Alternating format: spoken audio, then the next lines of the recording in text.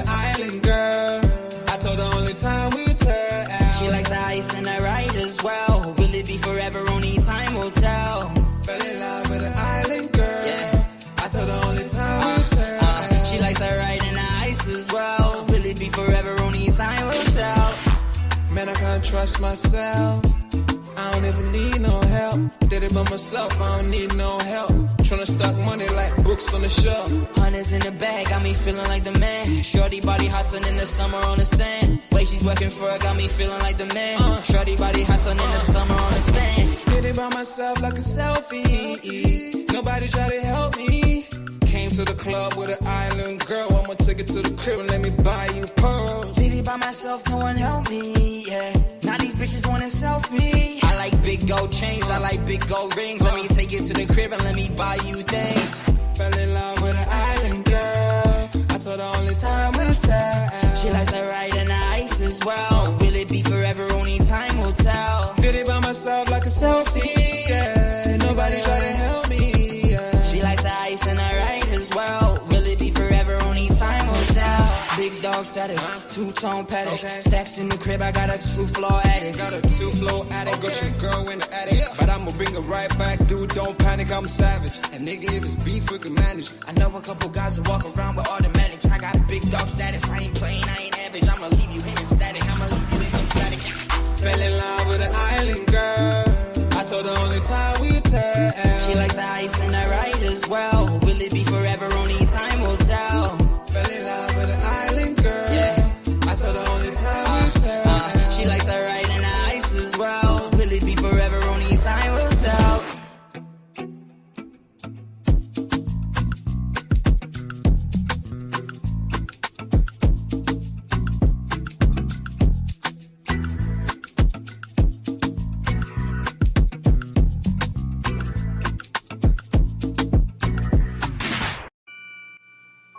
Take note.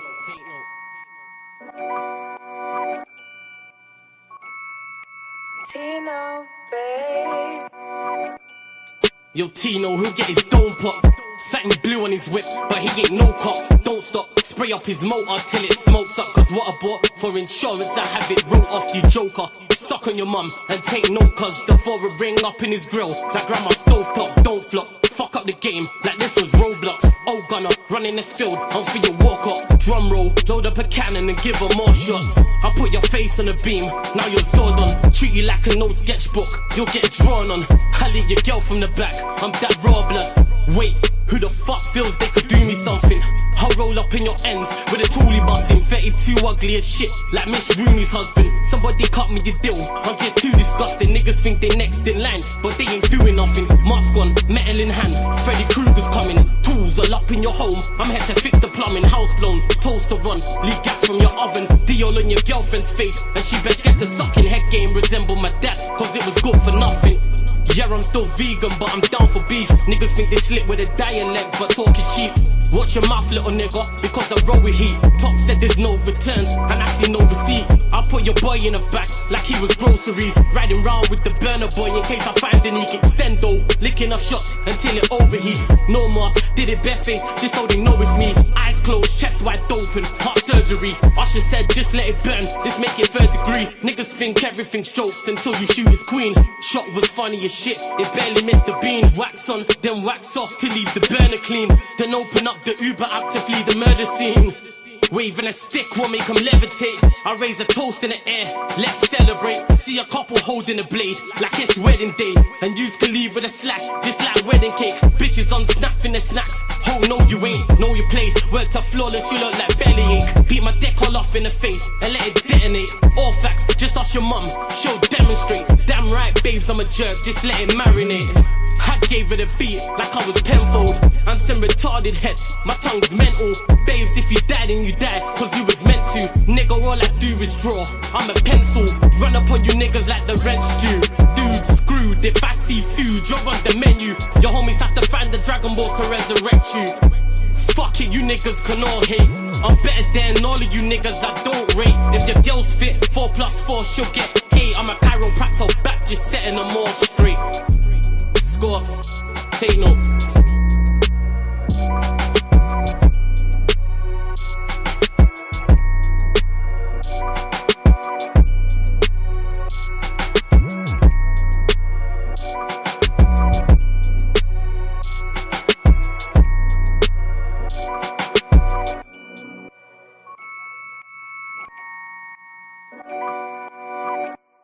the beat back like a DJ. Swag team empire, all my niggas aim high, that's a slogan. Baddie, babe, you a baddie. You a baddie, babe, you a baddie. Baddie, babe, you a baddie. You a baddie, babe, you a baddie. Scratch that, you a bad bitch. You a bad bitch cause you're not average. You a bad bitch cause you're so mad thick. You a bad bitch, come and jump on this dick. Cause I'm tryna blow like Al Qaeda. Dressing all black like Darth Vader. Tryna get the power like a generator. Do it all for the fucking flavor. So I tell my head, baby, you park ticket fine. And I'm so happy cause I know that you be mine. Take your clothes off cause the body is divine. But baby, don't do it for the vine. Got her going down like she digging in the mine. Got her going down cause she digging on my shine. Got her going down, she a 10, but she gotta live a night. She ain't staying for the night. I don't like your niggas, Uncle Ruckus, no relation. Is that your girl cause I'm tryna have relations? Wallet thicker than a bubble, what a revelation. Young fly nigga. Yes, people, we are back live. We are back live on the Sarcasm City TV YouTube for another edition of the ManDem United podcast where we discuss all things Manchester United. So make sure you keep all your comments, all your questions Manchester United related, please, people. I know people are going to have plenty to say still about United's win at the Emirates. Unfortunately, we got the news today about Dorgu being out for 10 weeks. So he's out for 2 months and a bit, people. So that is very, very sad news. But can Manchester United make it 3 wins from 3? Can they go and play against Fulham and they go win that game? Can Manchester United look good in that game? Like I said, keep all your comments, questions, Manchester United related, please, people. And as always, big up everyone supporting Sarcasm City TV. I appreciate each and every one of you lot. Make sure you run up the likes though. Hit the like button on the video. Make sure you do that. When you enter the city of sarcasm, pay the tax. So make sure you hit the like button on the video. Make sure you share this out across all the socials at Yes It's Flawless, at Sarcasm City TV, at Sarcasm City TV, at Yes It's Flawless, Twitter, Instagram, all that good stuff. And just as important, make sure you hit that subscribe button and hit the notification bell as well. Make sure you do so. Road to 17,000 subscribers, people. Shout out to my guy Paul in the building as well. What are you telling me, Paul? You good? You'd say. Yeah, man. Yeah, we chilling. Well, how's everything going? Yeah, man, all blessed, fam. All blessed, man. So yeah, we'll start with you. You know what? Yeah, we'll start with the Fulham game. You know, we'll go there. What are you looking from the team?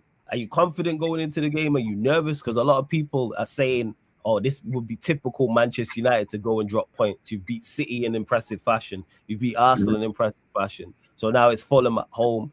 Can United go and can United go and not only beat Fulham but also do it in impressive fashion, or do you believe there is a chance we drop points? Where you at with it? Talk to me. Yeah, honestly, I do think this is a test. It's really a test because we never do well. We never do well against the smaller teams. Honestly, I feel like the bigger teams, it sounds crazy. Sometimes United defies logic. It in the games where we're expected to lose, we just sometimes end up coming out with famous victories. And it's like, you know, in the games where we're expected to win, we don't win. Like Wolves, for example. I think Wolves was at the start of this year or whatnot. And Wolves was we played Wolves. That was one of Amram's terrible games. The home game where we drew, which was I think that was before New Year's, a few days before New Year's. Yeah, it was. When did we play Wolves? It's 30th of December, so just before the new year hit. Exactly. So, you know, and we expected to beat Wolves, 4-5? Because we had just played them before, a couple of weeks before, and beat them 4-1 out there. So, and we assumed we were going to get our goal difference up. So games like this, I'm always very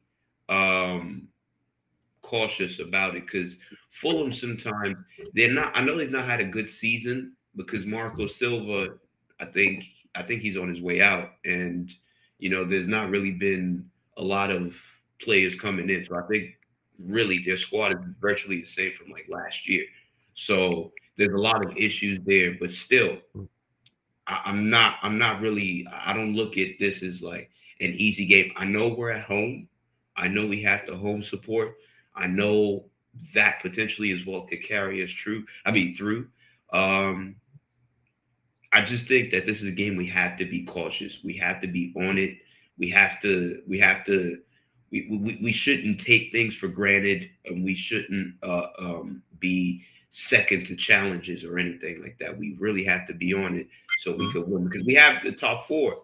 Top four is still there. Like, we're currently fourth right now. You know, Chelsea are in and out. Liverpool are definitely not great. So this is an opportunity really just to really stake our claim in that top four, you know.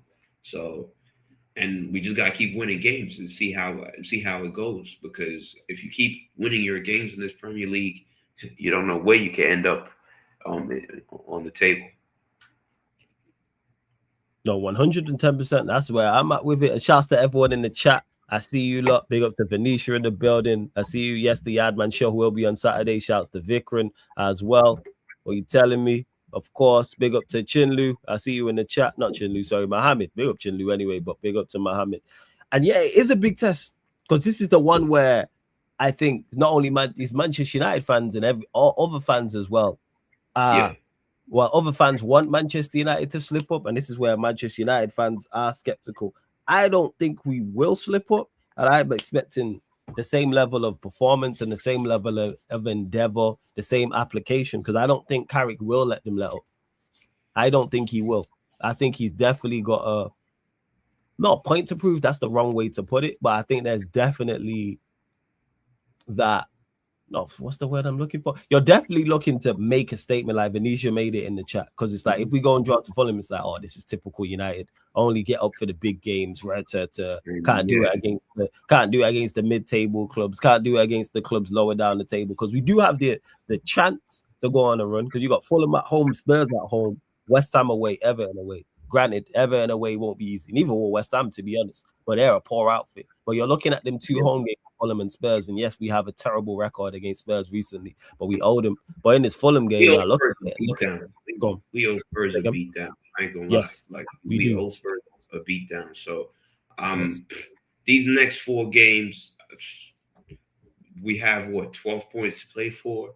I know that the Everton game is going to be very difficult, because Everton, to be fair, out of all those other teams that you mentioned, are actually fairly decent. I think Everton might be 10th. I'll tell you now. Yeah, I think they might be 10th in the league. They'll always give you a tough game. You're not gonna go to Everton, even their new stadium, and go roll them over. Stadium now, so that game. Yeah, they're 10th. They're currently 10th. So they've not really had a bad season for their standards at all. So I think that game would be really tricky. The Everton game away. Spurs, we really owe Spurs one. Like, we really, really owe them one. And West Ham are a funny team, because they look like they might be headed for relegation, but I just don't know. Although I think it's a home game as well. Oh, no, it's away. That's even worse. I didn't even think about that. So listen, West Ham, we really have all to play for. Really, we really have all to play for. So I just really hope this team does not rest on their laurels and just keep the momentum going. I don't know if it's me. This is 27th of January. I honestly do think we desperately need a signing. If it's not 2, we need a signing, because you've seen the news now. Dorgu's out for 10 months? Yeah, 10 weeks. Yeah, he's out for 10 weeks. Yeah, 10 months. Yeah, without a heart attack. Yeah, he's out for 10 weeks. 10 weeks. 10 weeks. He's out for 10 weeks, but still, that's 2 weeks. 2 months and 2 weeks. That's a significant long time.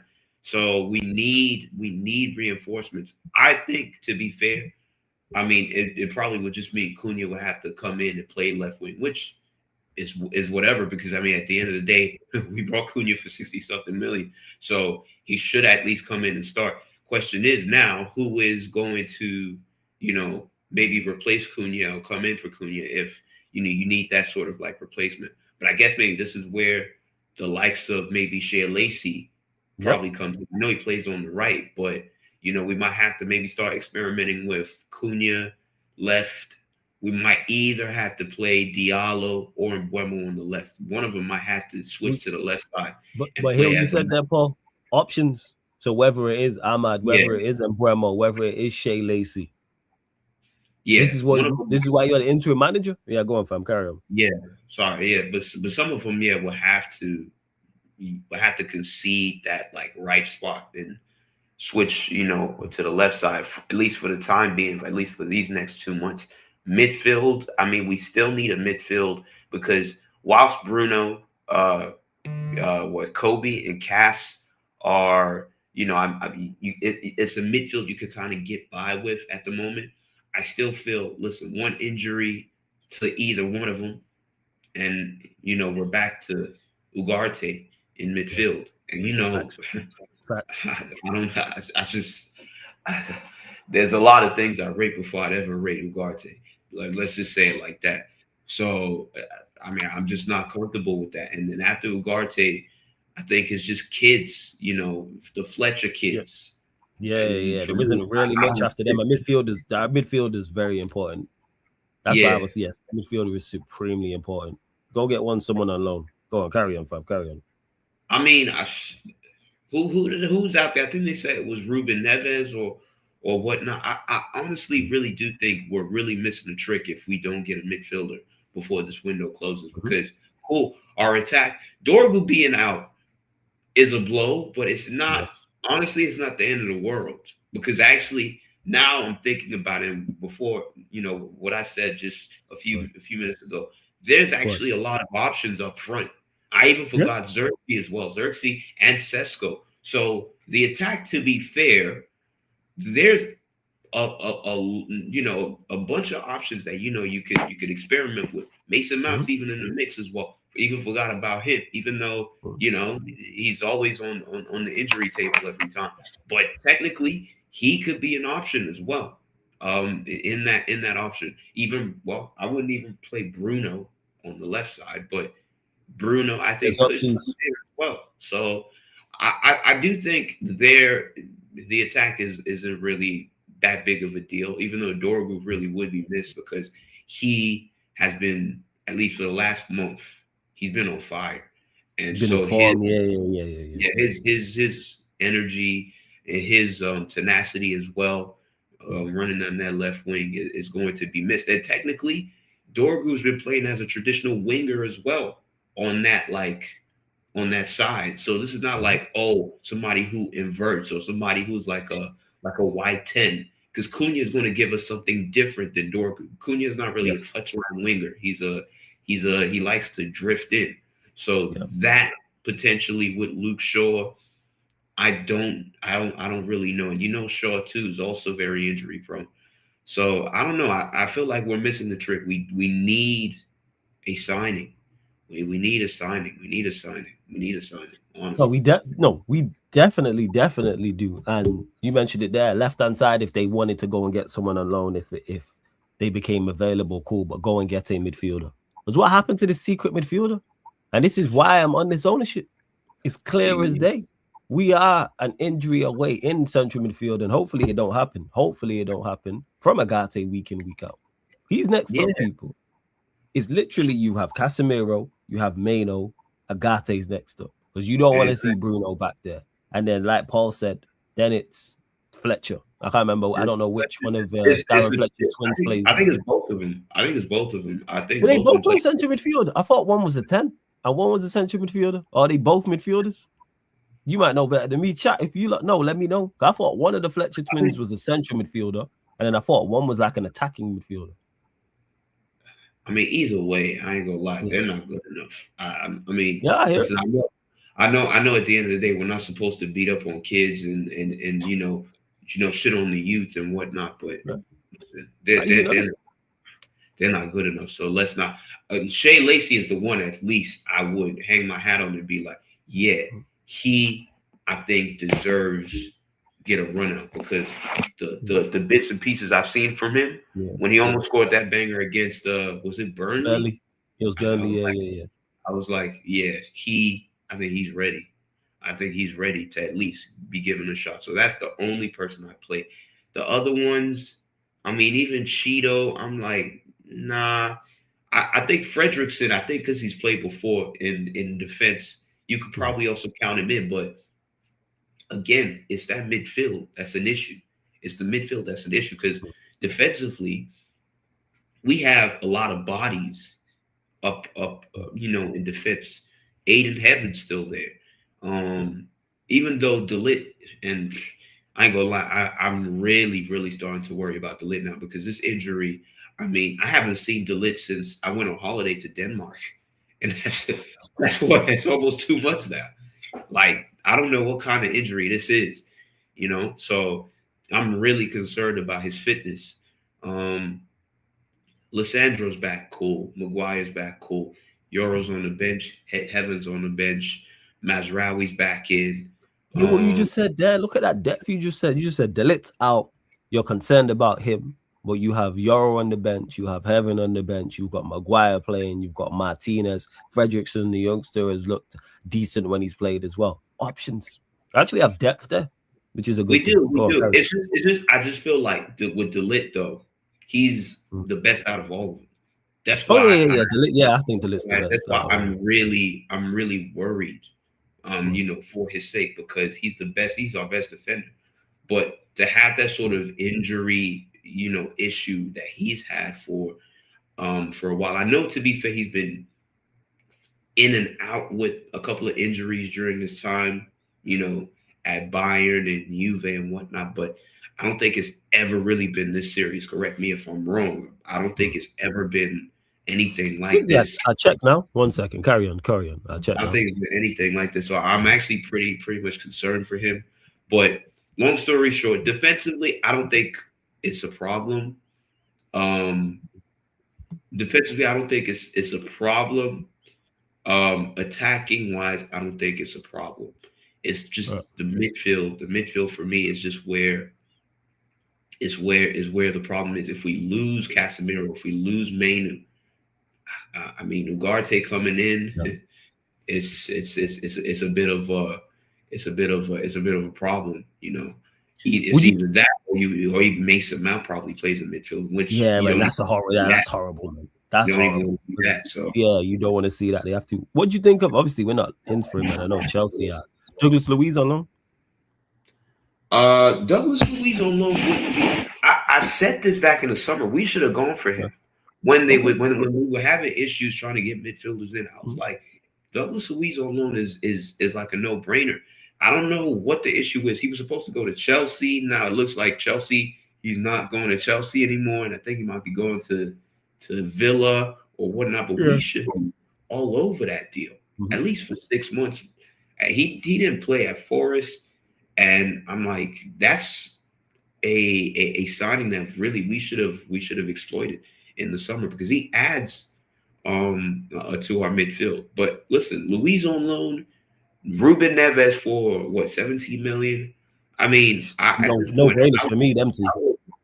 I would do that. In fact, I would get both of them. Both of them once a month. Yeah, I get both of them with the impression that, okay, cool, in the summer we probably maybe send Luiz back to Juve and get 2 quality midfielders. Because that's really what I do. I get both of them, one on loan and one for 17 million. That gets 2 midfielders in for 17 million. And then you have your options in midfield for now till what, May. So I don't know. Any of y'all, what are y'all doing? What are y'all doing, really? So I don't know. We'll see. That is a great question, because to me, it isn't obvious. Big up everyone in the chat as well. We got Collier back though. Didn't Collier go on loan to Hull? I swear he's on loan at Hull. Did he not go there? No, I think he came back. He did come back. Huh? He did come back. Actually, that's a good point. He did come back. So that was he at West Brom? I swear. Let me check. Where is Toby? Where is Toby? He come back. Problem. All right, here we go. It's Toby Collier on loan. Let's see. Oh, now they're saying they've recalled him. Manchester United have recalled young midfielder Toby Collier from his loan spell at Championship club West Brom. The 21-year-old academy graduate joined the Baggies in August to gain valuable experience playing in the Football League as well. So, yeah, we have recalled him. I didn't know that. Yeah, that was the 1st of January, so that's the new year. Yeah. All right. So it is. So at least he's an option. Yes. At least he is an option. Yes. Yeah. Collier. But I would still go and get what you said. It should be Collier, and you go get Ruben Neves if he's available for that cheap price, and Douglas Luiz. You get all 3. You have all 3. That's what you How long has Collier been out? Because I think he was returned because I think he had some sort of injury. Yes, they did say that. Yeah. So the problem is, how fit is he? That's the problem. Well, you know. An update. Here we go. Let's see what it says. So this is from the 1st of January. An injury in his last match against Birmingham City on 26th of November has recently kept him sidelined. So I think he's out. I think he's currently out as we speaking. You see, this is what I mean. So he's, as much as he does bring tenacity in midfield, again, he's out for the time being. I mean, for me, I'd get one midfield, at least just one midfielder, if not two. One. We need two. If you can get two, and even if it's temporary. If you get two, you could get two. I'm just saying, because I know at the end of the day, the type of ownership we have, the budgets might be constrained and they might not want to go, all out for signings. I don't know why these guys always keep. I mean, Manchester United is the only football club they would tell you that there's no money there. There's no money there, but we're listed on the goddamn New York Stock Exchange. So there's always money. There's money there for something, but there's just never money for transfers that we desperately need. So I don't know. This club sometimes is funny, but if we could get two, we get two. I'm just saying one at least is at the very least is needed, because we have done defensive overhauls, attacking overhauls. That midfield now is where it's needed. I don't doubt that we would get midfielders in the summer, because Casemiro now is gone, and who's Bruno, I think, might be gone as well. So and that midfield is bad. And Agate could leave. So I think we could probably do what Liverpool did like a few seasons ago, where they brought like a whole brand new midfield. So we should probably do that with, hopefully Wharton or Anderson, or or maybe even like a secret gem, like maybe one from like the French league or something, because they know how to produce strong, African midfielders who are typically like CDMs as well. So we'll see, but honestly, there's a lot to play for, and I just really hope that this Fulham game, the boys really take it seriously and they don't take it for granted, because it would just be like United to just flop again after being title contenders in the last 2 weeks, So we just got to be. And it would really make us flat if that happens. If we go on, and like I said, I'm not only looking for the win against Fulham, which of course is the most important thing. The performance, it can't be scrappy. We can't perform the way we performed against Manchester City and Arsenal, and then it's a poor performance against Fulham. And granted, yes, you're not always going to play well, but this is not the game to do it. We're looking for consistency. That is key right here. And that's where I'm at with it. And that's why it's so important. I said this, if we don't beat Fulham, and we don't beat Fulham in impressive fashion, I am going to be fuming. No scrappy win where we say we was lucky and we scored late and Fulham were well worth a point, or Fulham were well worth the win and should have probably won the game. Will it be tough? Of course it will. I'm not taking it for granted. Of course it will. But I think we are a better team than Fulham. So therefore, this is why I'm expecting us to go there and win the game, especially at home, because we have the chance now to win these 2 home games back to back. Then it's 4 straight wins. 4 straight wins, three at home straight. Hopefully get some clean sheets as well, because we got to clear that up. We got to start getting these clean sheets. Obviously, we started very well against Manchester City, getting a clean sheet, and we need more in particular. Of course, like some away from home, because we still don't have a clean sheet away from home. But start at home in regards to the clean sheet. And we're not asking for a lot of people. I'm not here, and Paul's not here asking for us to go on a title charge. That's not what we're saying here. I'm saying that we're half an hour in. Not one of us have spoken about top 4 or Champions League or top 5 in this case. Go on. It's not title charge, but I would like to see if we target for 3rd, though. That's the thing. You think we can catch Villa or City? I think at some point Villa are probably going to drop off. So I think 3rd place, I would be eyeing that 3rd place, just because 4th place could be a little scrappy, because Chelsea and Liverpool are involved. And I know Liverpool, like I said, are not great. Chelsea, to be honest, Chelsea are not great either. I feel like our attack is better than Chelsea's, and to be fair, you could even say Liverpool's this year. So I don't really want to scrap with them for fourth place. I really would be targeting third, even though I think top 5 might get you into the Champions League. I don't really want to take that risk. I want us to get in there like completely with no hiccups, with nothing and whatnot. For the Fulham game, our key to this whole thing is Mbuemo, and to be fair, Cunha, because if you really look at it, honestly, a lot of people have been saying a whole lot about Cunha. Has Cunha been great this year? I don't think so. Agreed. For the money we signed him for, he's not been great. But here's the thing. And I'm not the type of person that does statistics and whatnot, but if you actually point to the stats and where we currently are in the season, that's his winner on what? Sunday makes it his 5th goal in the Premier League. And I think he already has like 2 assists. So that's 7 GA. I think it's 7 GA. I'll double check now. Go on, carry on. More, and Mbuemo, I swear, scored like 8 goals. So that's really, that's really 8 goals in the Premier League, and I think he scored 1 in the Carabao Cup before he got eliminated. So that's 9. Yeah, you was right. He's got 5 and 2. There's 5 goals, 2 assists in 20 appearances, 16 starts.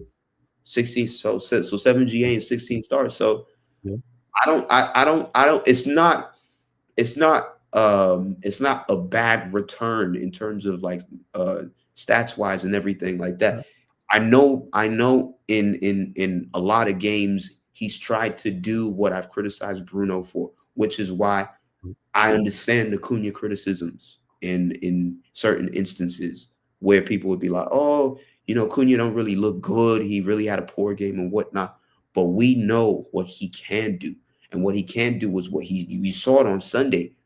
Him driving the ball, him just trying to hold up the ball and really just bring everybody into the game. And even with his long range shots into the bottom corner and everything like that, we know what Cunha can do. It's just, to be honest, I feel like Amorim held him back. So that's why I never really went in on him like that. Mm-hmm. I never really went in on him like that. I knew he was poor, but I was like, wait till this guy goes and we'll see a different Cunha. And listen, for the first 2 games, so far, so good. I know he's come off the bench and whatnot, but for the first 2 games, so far, so good. Let's see now, because he's going to start some games moving forward because Dorgu's out. Let's see now how he fares off starting games. Mbuemo, honestly, at this point, I'm not even surprised that he's putting up the numbers that he's putting up. That is kind of our own version now of Salah. That really is our own version of Salah, I think.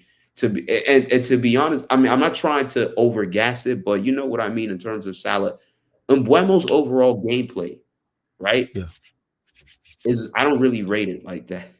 I'm gonna be real. I don't really rate it like that because sometimes it's kind of like it's a few iffy touches. But one thing I'm going to give him for, and that's one thing I give Salah credit for, is that in front of goal, these guys are predators. Like they know how to just like shoot for the target. So that's one thing I would never, ever, ever take away from Mbuemo. And this is why, honestly, you could play him up front for the rest of the season, and I'm probably sure he's going to bag a shitload of goals as well. So those are our key. Because you mentioned a lot there in regards to the Cunha side of things and the criticism he received. Some of it was just yes. Some of it was just hell of a lot of it was over the top, in my opinion. I hear people, if someone was saying he's playing poorly, he needs to play better, fully with it. He should be dropped, fully with it.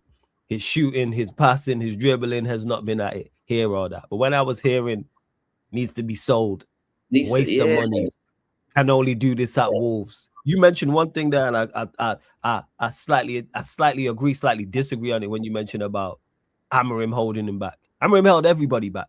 But when it came to Cunha, it's like people overlooked that. Nobody performed well under him. Nobody. Hence why I wasn't as critical of him and also the players I don't rate, because I kept saying this consistently. I know you are out there by yourself. You are getting no help from the manager. if Manchester United played well under him, it was in spite of the manager. It was because the players just performed on that day. They did what they had to do. Because even when we was winning games and was performing, it was individual brilliance. Like, look at the Palace game, for instance. The goal that Xerxes scored, the goal that Mount scored is from those two. Xerxes scores a left foot banger and Mount takes advantage of the Crystal Palace wall breaking. And you can just pinpoint any game, people. Pinpoint any Manchester United win, probably outside. I kept saying this outside of Liverpool, Brighton, Sunderland, and there was one more game I thought we played well in. I can't remember which game it is. I can't remember. I think even the Bournemouth game, even though it was a 4-4, I still feel like a lot of individual brilliance. I remember Bruno's free kick straight into the top corner. So like we were scoring like bangers from ridiculous angles. So I do feel like with Cunha, criticism is justified. But when people start going over the top saying it might be time to cash in the summer, I'm just like, relax. This is where it is. That's my problem, Paul. And people will say how bad the manager is, but then do that to so no, why can he affect everyone else but not Cunha? And yes, Cunha should have done better, but even at Bremo, you mentioned it there, as much as he was scoring goals, I don't think anybody played well. Exactly. And Bremo's not really even though he's been scoring goals, but they've been pieces where, in fact, honestly, I would even say he's probably even looked worse than Cunha in some games. This is the thing that sometimes people, it's just, I guess, because he could get away with it because he scores the goals. That's why a lot of people would be like, oh, yeah, but Mbeumo in certain spells of this season has been really poor. And the energy for Cunha, I find weird when you got Spurs who signed a certain Dutch talisman, or supposedly supposed to be a talisman, in Xavi Simons, and he ain't done shit. These guys are 14th.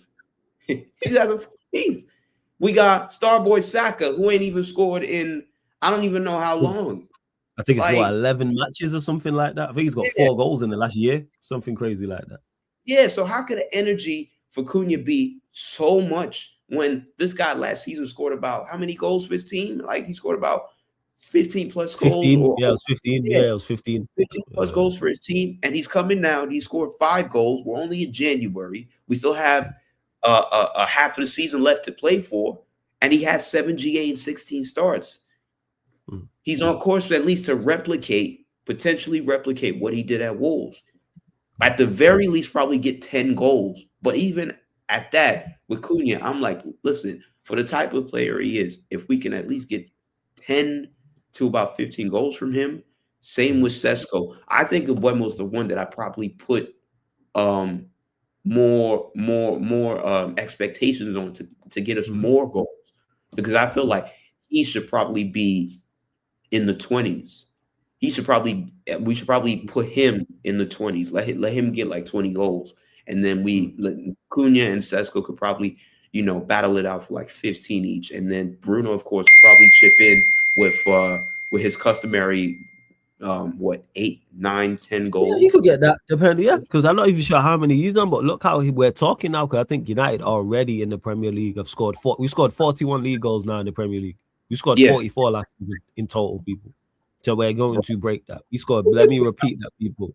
We scored 44 league goals in 38 games last season, the whole season. We're already now on 41. So we are definitely going to break that. I believe there's 15, 16 games left. So even if it's a goal a game, we comfortably clear that without doubt. And TV front, I'm glad you put the laughing emoji on this, because we were talking about top 4. We'll get to what Paul said about top 3, but he says it sounds crazy. We're only 12 points off Arsenal with the laughing emoji. I'm going to just say this right now. Hey, United fans, relax. All right? Yes, we played very well and beat City. Yes, we played very well and beat Arsenal.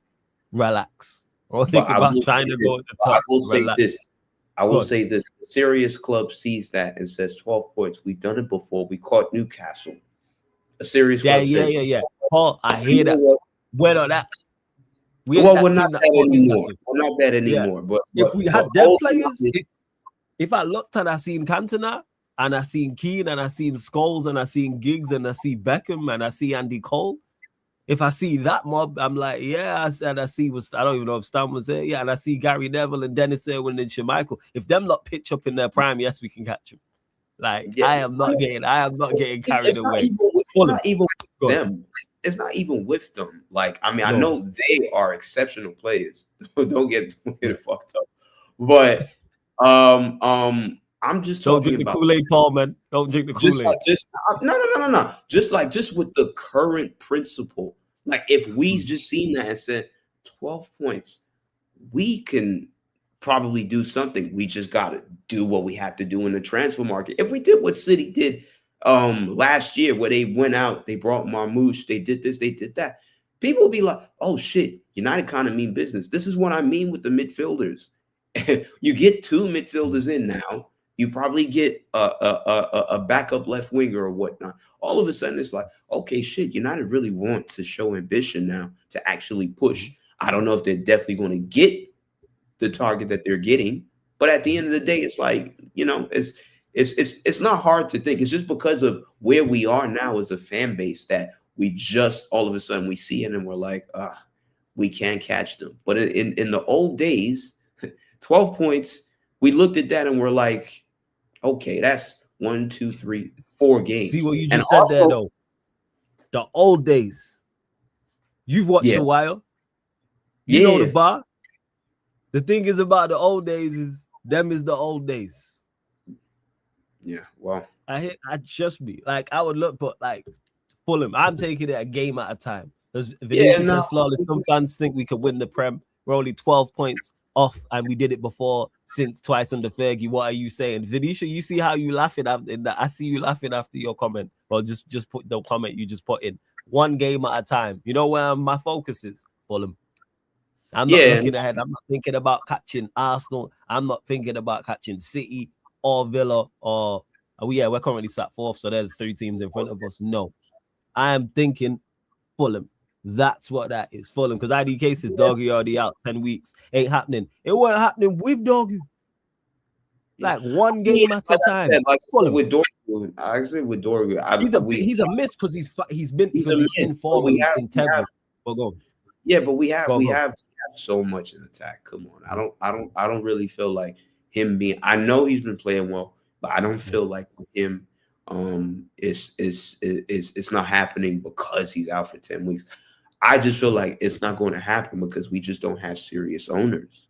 You know, we just don't. If we had serious owners, I could actually puff my chest and say, yeah, you know what, we're in a fucking title race, but we're not. We're just not, because I know what this team is. So let's just, like you said, a game at a time. So we'll just keep. I feel we could maybe catch Villa.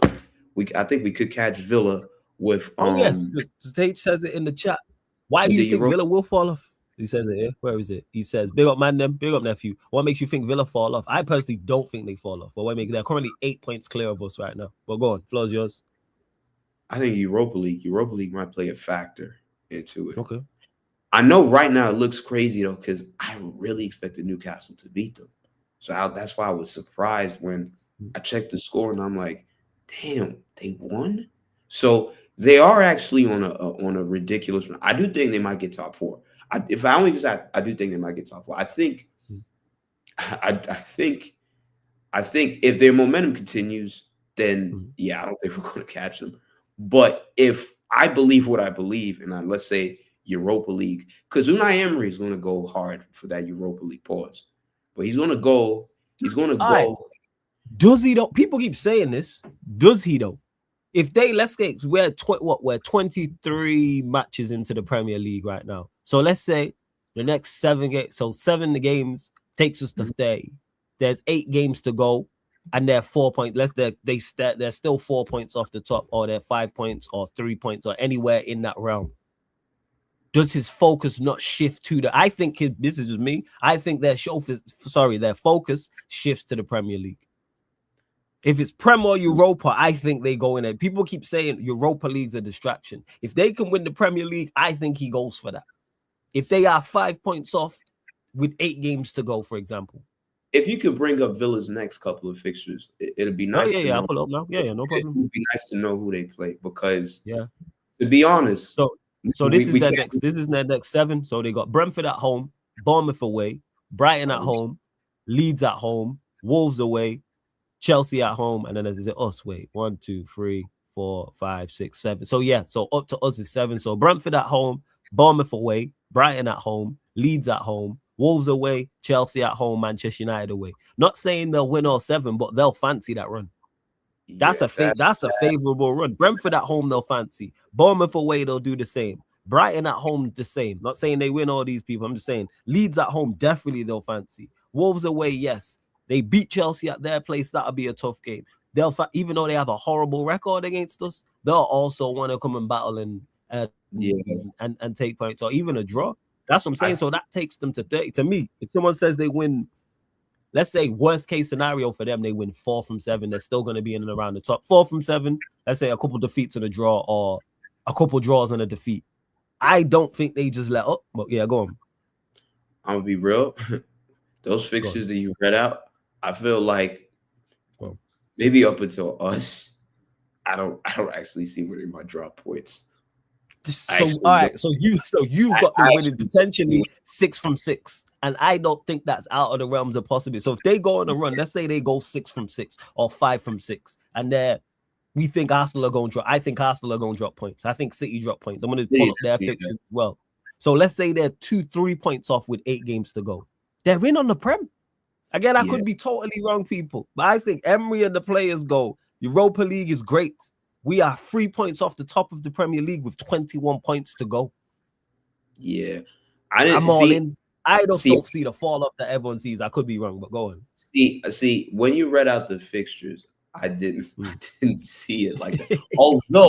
Although we might also, because it's 6 Premier League fixtures, we haven't actually read out the Europa League because we don't know who they're actually going to get in Europa League. So Europa League might maybe play a part in that, especially in regards to when it's back. Because obviously you got FA Cup games in that as well, but they can rotate in that. Right? Europa League dates. Right. See, if they would knock out of one of those competitions, I'd be like, okay, it makes it easier. It makes it easier to navigate. I'm just having a look now. So that's the play. They won't be in the playoffs. So they're not into the round of 16. They're not there till the 11th and 12th of March. Oh, okay. So that isn't till. So the 11th and 12th is between Chelsea and Manchester United. So them next 6 outside of the FA Cup is a clean run. Yeah, okay, not. They have. I'm telling you, Paul, people just over. I see it, but when I've looked at it, I look at the Europa League, I look at the state of the Premier League, I look at Aston Villa, even though they can be liable to drop points like everyone, and they've shown they can go on a run. You just said there, you think they win their next 6 or next 5? Sorry, wait, up until Chelsea, or did you? Oh yeah, up until I said up until us because I think they could beat Chelsea. Up until us. I agree. I think they can beat Chelsea. I'll go one further. I think they can beat us. In fact, that's what I'm saying. So I look at it now. If they win all 7, then it's like, these guys are probably not going to let up. And I think they might actually hang in there with City and Arsenal, which is, listen, if they could do that, that's good for me. Because, listen, I don't want to see Arsenal win the league. And I don't really want to see City win the league. I mean, it's the lesser of two evils, but listen, if Villa can stay there for as long as they can, I'm all here for that. So, but when you read those fixtures out, I'm just like, I take that back. I don't think we could catch them. I would like 3rd place, but now I'm looking back at it now. I'm like, those fixtures. I'm gonna pull up City and Arsenal's fixtures in a second. Yeah, because I thought it was going to be, maybe they're going to play maybe more teams in and around the top 10. But if you're playing Bournemouth, if you're playing Leeds, I mean, Leeds are kind of down in like 15th and whatnot. Bournemouth the same as well. Brentford could give you a game, but I think Villa, to be honest, would deal with them with the way they've been playing. I mean, with more. Here, the thing is, Paul, even after us, there's the rest of the fix. West Ham at home, Forest away, Sunderland at home, Fulham away, Spurs at home, Burnley away. Then they have big 2 to end the season, Liverpool at home and City away. Their run is favorable. You're a Villa fan. You're looking at it and going, go on, bro. Say it. It's Liverpool away, right? It's Liverpool away. It's Liverpool. No. It's Liverpool. No, it's Liverpool at Villa Park. City away. Yeah. Yeah, we're not catching them. It's a shootout. It's a shootout for top 4. We're not catching them. Guys, fuck what I said before. We're not a shooting for third place. It's a scrap for top 4. We're scrapping with Chelsea and Liverpool for top 4, ladies and gentlemen. Fuck what I said. I'm telling you, people keep saying it. And the thing is, nephew, yes, I think you go because you said now Europa League will go for. I'm not saying that you don't go for it. It's European competition. If you're in the quarterfinals, semifinals, yes. But to me, again, you'll know this better than me, nephew. If you're in the quarterfinals, semifinals of the Europa League, and you're 3 points from the top of the league with 7 games to go, 8 games to go, I think the player's mindset go, we can win this because it's going to get amped up. It doesn't mean you're going to disregard the Europa League. I don't think Emery necessarily plays a weaker side. I'm just saying I think the players' focus will switch to it. Like, we can do this. Look at your run, because let me actually pull up.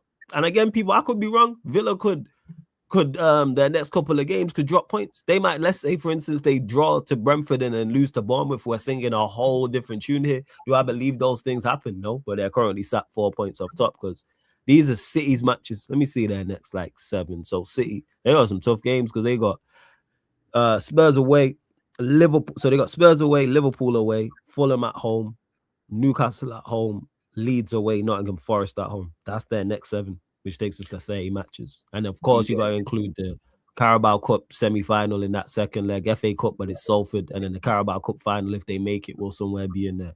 But you look at that Spurs away, yes, they have a horrible record. Spurs have been horrible. Liverpool away will be tough. But you look at Fulham at home, you look at Newcastle at home, you look at Leeds away, you look at Forest at home. They'll fancy that.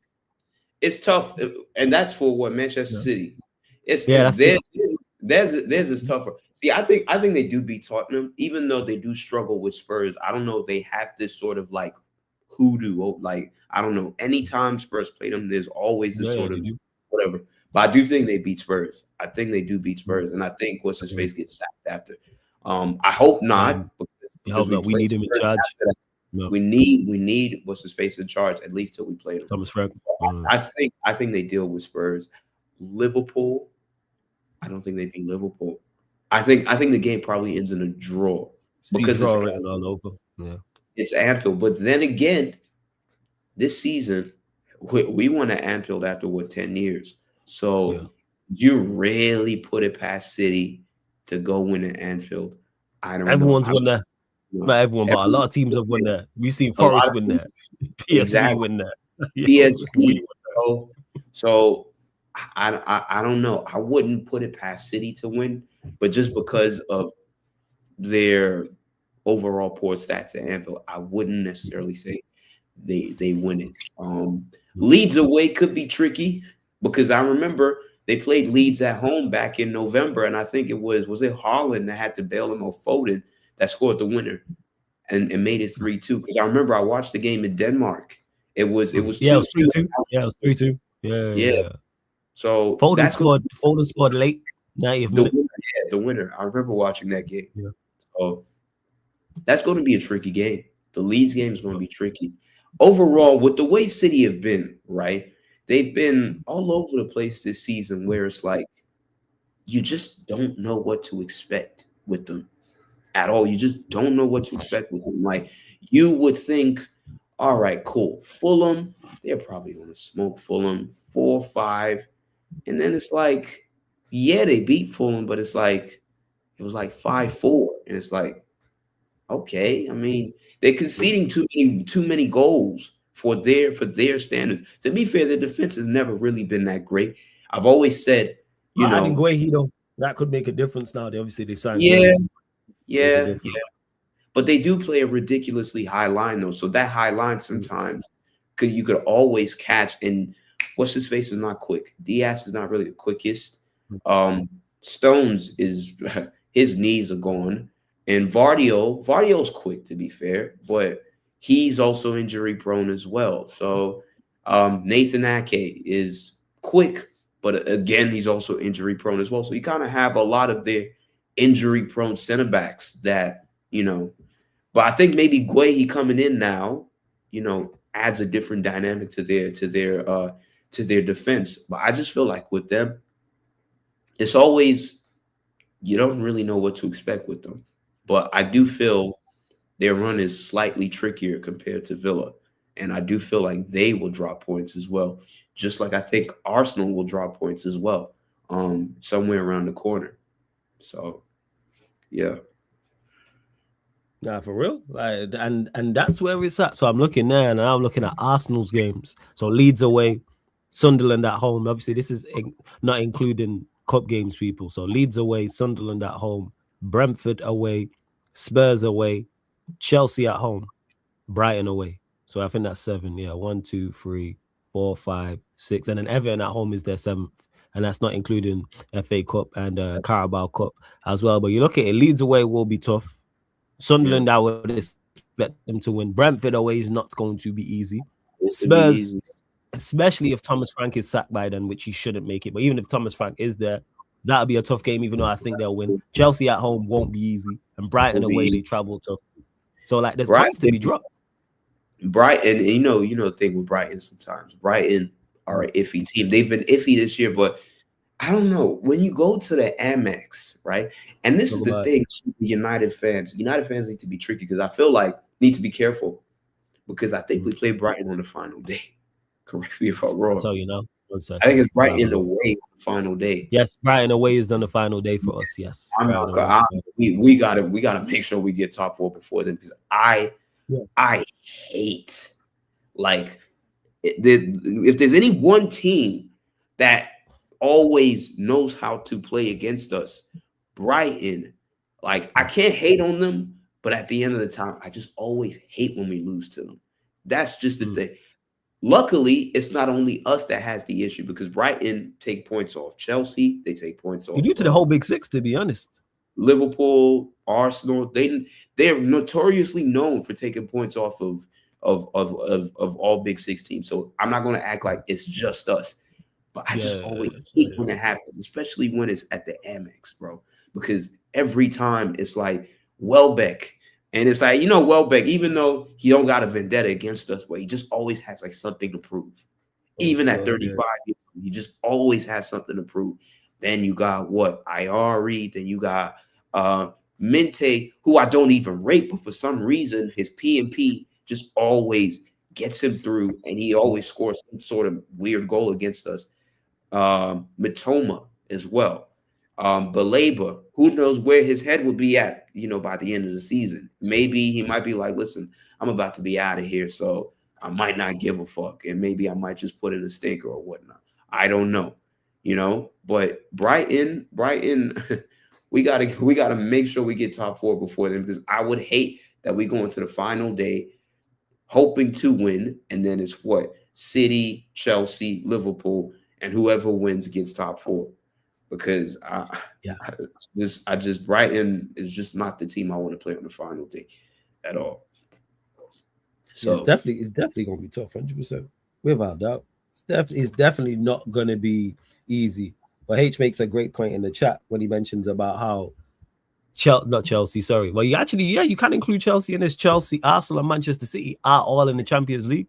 So do they rotate for the competition, which could hinder them in the Premier League? Because that's a tough balancing act. I don't think they prioritize, especially Arsenal and City. They're not going to prioritize one over the other, but they're definitely going to. Them playing 2 games a week is going to be interesting to see how they deal with that going. Let's hope Chelsea rotate because I feel like I don't think we could catch Arsenal and City. So even if they rotate, it doesn't really affect us because I don't think we could catch them.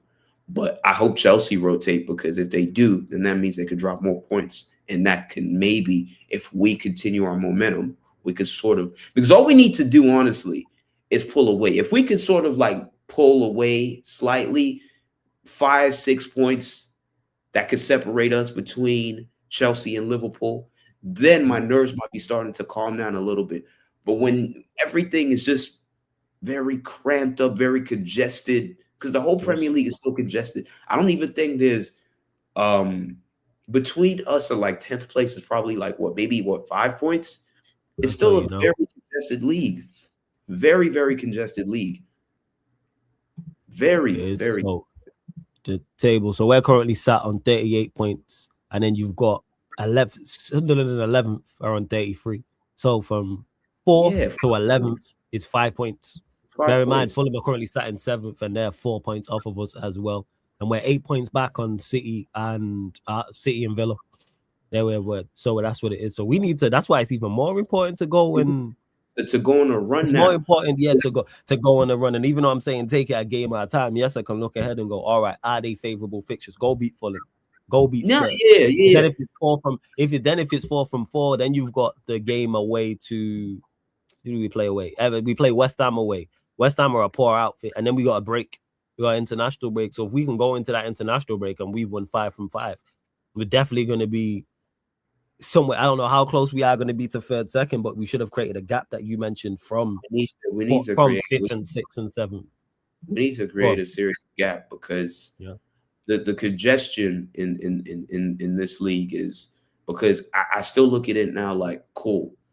Liverpool 6th, Fulham 7th. I think Newcastle are down in 9th. So as well, it's like there's not like a full out separation between like even as I shit on Spurs, but Spurs were only 10 points clear of Spurs. That's massive in terms of like the overall outlook. But we're 10 points. They're 10 points. We're 10 points ahead of them in 4th place, right? But Fulham is sorry. Who's the team in 11th again? I forget. 11th is, I'll tell you now. The 11th team is Sunderland. They're in 11th. Sunderland with 33 points. So they're only 5 points away from 11th. Well, 5 points away from 11th.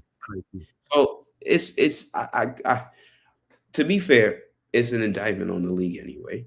It just shows you how poor the league has been this year.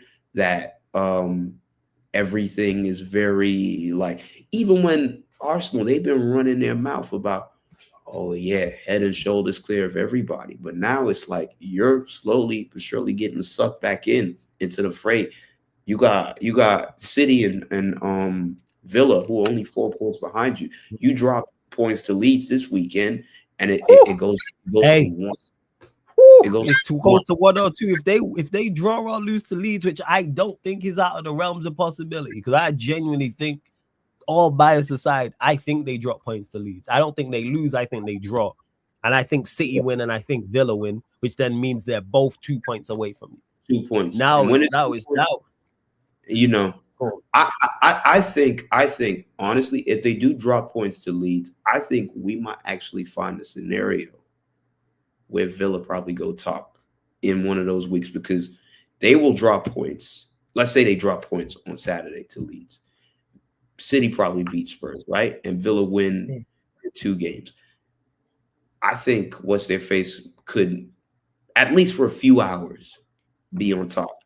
And then maybe Arsenal might play to then maybe go back on top. Yeah, but we might have a scenario where Villa probably do go top in one of these weeks, at least for a few hours. Not for the whole match. Yeah, I get what you're saying. Yeah. But I understand what you're saying. For 24 hours or whatnot, maybe up until Arsenal play or something, because it's a congested league. I really do hope though it's a 3-horse race because I ain't gonna lie. I hope it's a 1-horse race and not 1 horse is Villa. I am Villa till the end of the season. I need Villa to win this league. And is it going to be tough? Yes, but it is a possibility. It's going to be tough. I just need Villa just to not have, again, it's tough because you're not going to win every game to the end of the season. But like you look at Everton at home, but then both Arsenal and City will look at games and go, we shouldn't have dropped points here.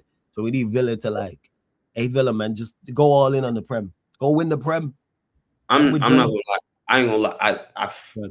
Arsenal, I do not want Arsenal to win the league. I really don't. I really don't. Not just even because I hate them. See, it's one thing if you hate a team and it's like, because I hate a lot of teams. Like Liverpool, I hate them too.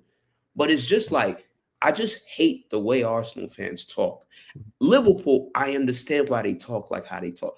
They're our biggest ops as well. But at the end of the day, you might hate somebody, but it's like on the side, it's like, okay, cool. I kind of have a bit of respect for you because of how you carry yourself. You're never going to be my friend, but I like how you carry yourself. And that's the thing with Liverpool, where it's like, I hate everything about them, but they know how to carry themselves well, whether it's in Europe or whatnot. But you look at Arsenal, these guys ain't done shit. These guys ain't done shit. These guys are little boys, and they run their mouth like, oh yeah. You know, Leeds is a bigger game than United. Well, Leeds might be your cup final on Saturday because you drop points, it's 1 point or 2 points, and your opposition is really breathing down your neck. You know, so I really with Arsenal, I just feel like from a humility or from a humble standpoint, these guys can't win the league. They can't win the league. Yeah, man. they can't. Yeah, and you lot continue to run up the likes. Make sure continue to get your questions in, people. Make sure you continue to hit the like button, whether you're watching this live right now or watching this back. Shout out to everyone listening on the audio platforms. Continue to share this out across all the socials. Follow.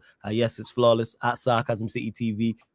You can find all Paul's socials in my story on the gram as well, and Sarcasm City TV as well at DJ Paul. So make sure you go check that out as well, and subscribe to the channel. Sarcasm City TV, hit the notification bell. Big up Akel says, big up my guy Flawless. Paul is American, right, man? You look cool. It's freezing here in Brooklyn. The storm hit your side, Paul. You're in LA, right? You over on the West Coast, aren't you? I'm in LA, it's sunnier. Right? I'm looking at palm trees right now. So I'm looking at palm trees right now, man. Listen, shout out to all my people on the East Coast, man. I know, listen, the snowstorm is crazy out there in New York. So everybody stay safe in the DMV as well. My side as well. I was seeing pictures from some of my friends. Snowland out there, 6-7 inches of snow. It's a snow day. Yeah, man.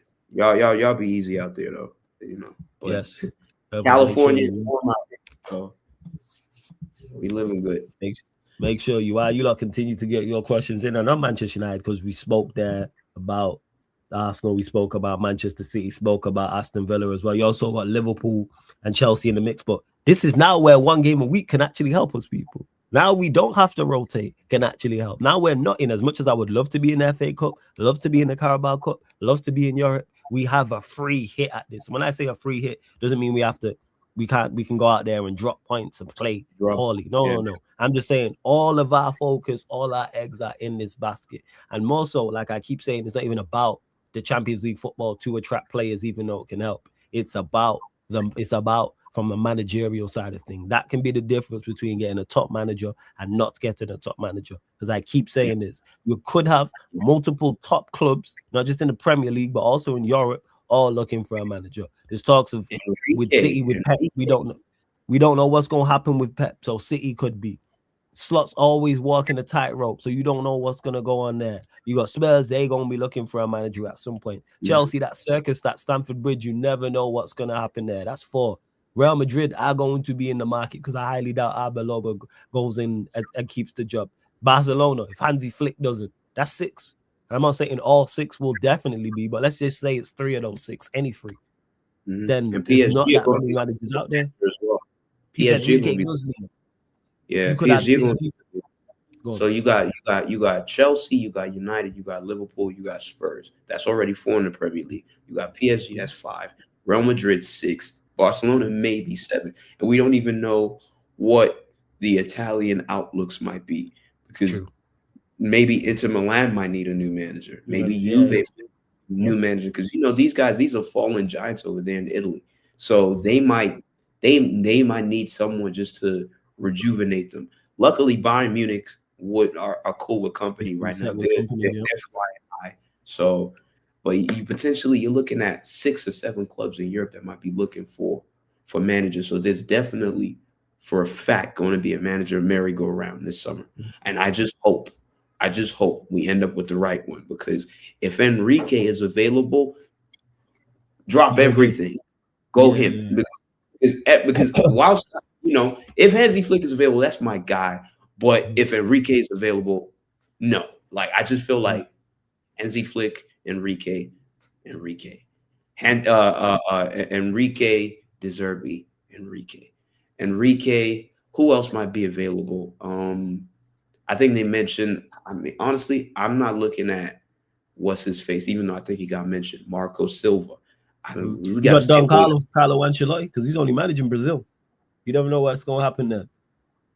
I mean, Ancelotti, I feel like 2-3 years ago, I would be for, like, if this was 2024, 23, 24, I would have been like, okay, cool. I feel like now I don't know. Although all you might really just need to do is maybe just you get all your players in, and or what he just This is really what does. think about it. Say we don't get really Anderson. Yeah, say we get Anderson, Belieber, Wharton, good left back, whoever the left back is, and then you throw Ancelotti in the mix with the rest of the team. Let's say Bruno goes, Casemiro leaves, Agate leaves. To be fair, maybe that could work. I just my only thing with Ancelotti is the type of manager where the team has to be set. The team has to be set completely for him to have like an imprint on the team. If the team is like you can't give Ancelotti like, okay, cool, rebuild this team from scratch. Yeah. No. And it shouldn't be, even for the next guy though, Paul, even if let's say Carrick gets it shouldn't be that for him. Whoever the next manager is, we should not be in. We've added to the defense a couple seasons ago. We've added to the attack. The midfield now should be done. There shouldn't be a rebuild. And I'm not saying we go on and win the league, but this team should be set to go and compete, because we should. If we're not in Europe, something went wrong. And not necessarily the Champions League, but we should be in Europe. No. I listen, and this is why I said we're one game a week. This is why I'm imploring us to get top 4 before the final day, because I don't know. It's just something about Brighton. I just the Amex. It's giving us a lot of nightmares. That's when we got 4-0'd. Yes, correct me if I'm wrong. Yes, you did. So it gives me a lot of nightmares. I really hope we can, because it would be a disgrace if we're in the Europa League. I know this fan base sometimes lacks a lot of standards, and they'd be like, "Whoa, we finished 15th last year, so at least we're back in Europe now." Damn all that shit. I don't want to hear that. It will be a disgrace if we don't make the Champions League, especially because we sit 4th right now. This is the perfect time to get back. And number one, we've not even been in the Champions League for 3 years. We've played more Europa League football in the last 6 years than Champions League. Also due to the fact that we get knocked out in the first round anyway. So, like, we need, as much as a Europa League away day is kind of cool for a fan like me coming from the States, because you get to maybe go to Kazakhstan and Azerbaijan and Kyrgyzstan and Mongolia and some of these weird ass places that you would never really find yourself going to.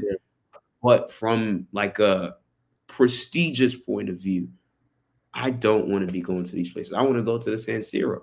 Yeah, we need to get back to being, forget winning the Champions League. We need to get back to being not only Champions League regulars, but also the latter stages of the Champions League. So I'm just saying, people, quarterfinals.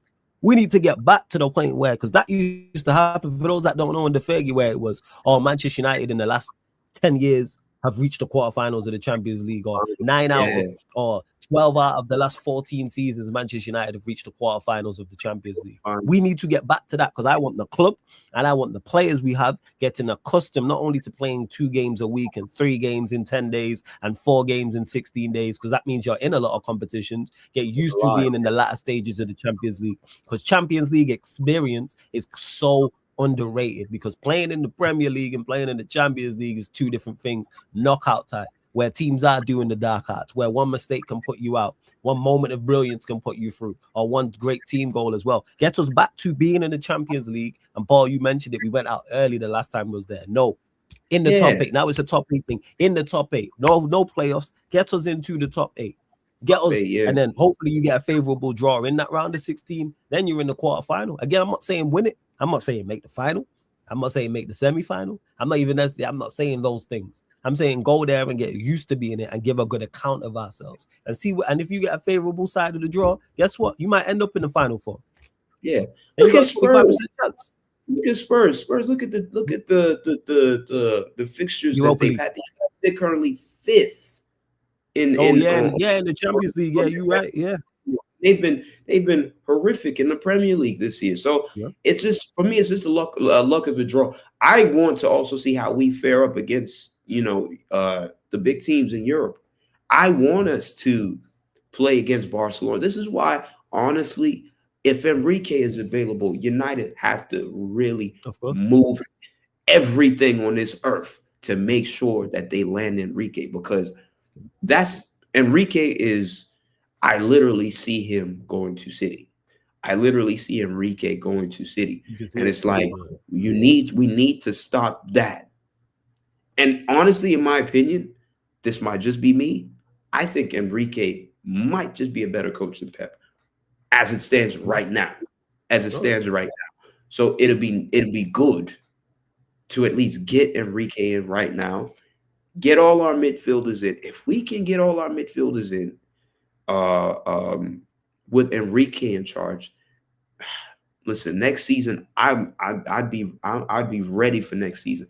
I just feel like, I don't know, with this managerial situation. I know Carrick.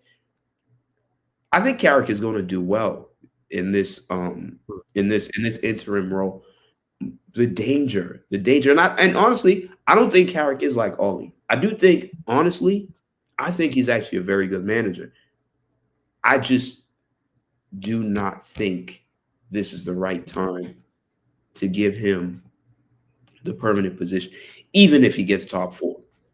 Even if he gets top four, I just feel like the sentimental side of me would be like, yo, he's really gone above and beyond, because Ollie never got his top four. Ollie finished sixth, and they still gave this guy the job for 2.5 years to F around. So I feel like if Carrick is to get top four, he's already done more than Ollie. But I just feel like, again, if we do that sentimental stuff, how is next season going to start for us? Bearing in mind, Liverpool, they might do the same thing with Alonso. We don't know how they're going to fare off as well. Yeah, so thanks. I just, honestly, it's a tricky one, because I really rate what Carrick has done in these last 2 games. We'll see what he does, but I don't think he's a bad manager. I do think he really has something to prove. But again, if he does well, I just feel like we got to still give it to Enrique. If Carrick could, honestly, if I were him, next season, and let's say he doesn't get the United job permanently, next season, bro, he needs to look for a Premier League team. Like I'm saying, if West Ham is still here, I'd say West Ham or Sunderland. Well, West Ham boy. He's a West Ham boy as well. Came through there. He can't go to, I say Sunderland. He can't go to Sunderland. Newcastle. I get your overall point. Yeah, like you never know what jobs are going to be available. So let's say it is a West Ham, for example. Let's say it is a Nottingham Forest, for example. Those type of jobs. Here's what I'd say about that with Carrick, and I see you kind of in the chat saying I was like you too, Paul, but Carrick moved me. Feels like Carrick is a better tactician. It seems Carrick is a better tactician, but here's why Carrick to me shouldn't be getting the job. You know why? We shouldn't be waiting. We shouldn't still be in the unknown. And when I say we, I'm talking about the club as in regards to who the next manager is come the end of the season. If by the end of April, the start of May, when the season's finished, if Carrick is still in the running for getting the job, our board have not done their job. We are now currently sat, it's the 27th of January right now, 2026. Yeah. By the start of April, end of February, United should have it locked in who our manager is. We should be now not talking to the board. They should be thinking right now, having meetings and saying, all right, who is our next manager? Carrick shouldn't even get the potential, shouldn't even get the possibility of doing it, because by the time it comes around, if he's going to finish 3rd, 4th, 5th, and in Champions League and how we're playing, it's already been done. We should be talking to, you know why we need to be talking who our next manager is, to then make sure you interview him, make sure he's on the same page as you, make sure the strategy, the tactics, you're all on the same page, make sure the player profiling is the same. Make sure that's also, because we have not done our due diligence with Ruben Amorim. Yeah. We didn't do that with Dan Ashworth either. So they need to make sure they dot all the I's and cross all the T's and not double check everything, quadruple check everything. That's what needs to be done. This has to be absolutely airtight. So Carrick should not get the opportunity to get the job because the manager should have already been picked. If the manager's not been picked by this time next month, something's gone wrong. Go on, fam. I think honestly, and for me, I mean, I know I said I rated him and whatnot, but I feel like he is He's going through a tough time right now. Crystal Palace. Glasner. Glasner. A month ago, I would have been all for it, but I think right now, I think we might need to chill out on that. I think we might need to chill out on it because whilst I think he's a good coach, I just feel like it's falling apart at Crystal Palace. And for me, those are warning signs where, when things fall apart and you can't really pick the team up and really do what you did last year, that, to be fair, it's not his fault. So I get it. But again, I'm skeptical now about Glasner. This is the first time I'm ever going to say this because I was all for Glasner. Like, if you ask me in December, if you ask me in November, I'm like, go get Glasner. Right now, ASAP. Now I'm like, we might need to slow down. Even De Zerbi's my guy. But I'm even like, because I feel like once I heard Enrique's name, I said, no. I don't know how. I don't think Enrique is actually available. I'm not gonna lie. No, but they said that he might be on his way out. At the end of this, I think he's looking a bigger contract. But I don't. But who else were the other managers we were linked to? Because it was him. Well, I said it was Glasner. It was Silva. It was Tuchel and De Zerbi were the main two. Tuchel, I don't know. I'm not a fan of Tuchel like that. No. Tuchel, man, the players we have, right? Cunha and Buemo, and then you go get Tuchel. I ain't gonna lie. It's just, don't get me wrong. I think he's gonna be effective. Tuchel probably, I ain't gonna lie. Like, if we do get him, we could probably win the Champions League because that's maybe the type of manager he is. But I'm not a fan of how he plays. And it's just, I just don't want us to be like Arsenal, where it's like, okay, cool, we become an effective team, but the football is so dire to watch. Like, honestly, if at the end of the day, and this might be a ridiculous statement to make, but if come April you tell me it's Thomas Tuchel that's the favorite candidate, I'm just like, bro, just keep carrying, bro. I'm honestly, because I do not want to see Tuchel at Manchester United. I tried to muster up the idea before because Ten Hag, put us in the shitter for that season, but Ruben Amorim took it a step further. I entertained the idea before of Tuchel because I'm like, yeah, he's experienced. He could get the team playing X, Y, Z. But now I'm just like, he's too pragmatic, and I'm with you on that. I'm not with that. I don't like the way he plays. I don't want Tuchel at Manchester United. I don't. So if Tuchel's the candidate, I'm just like, nah. I'd rather just see Carrick take the job, or you could just give it to Xavi. Honestly, you with Xavi? I'm not mad at the Xavi. I'm not mad at the Xavi shot. I'm not mad at Xavi as well. I think Xavi is a very I think he gets more flack than he really should. I think he's really, when you look at his resume, he did a lot for Barcelona. I mean, he won them the league. He won them the league at a time where they weren't really supposed to do anything. Had a young Barcelona team as well, with Pedri and the rest, Gavi and all of them. I think Yamal probably came up under the ranks with him too as well. To be honest, Hansi Flick is probably enjoying the fruits of Xavi's labor right now, if we're being real. Like, this team now that Barcelona got right now, Xavi was the one that was the building blocks for it. So I think he does get a lot of flack for it. He wouldn't be a bad manager for United.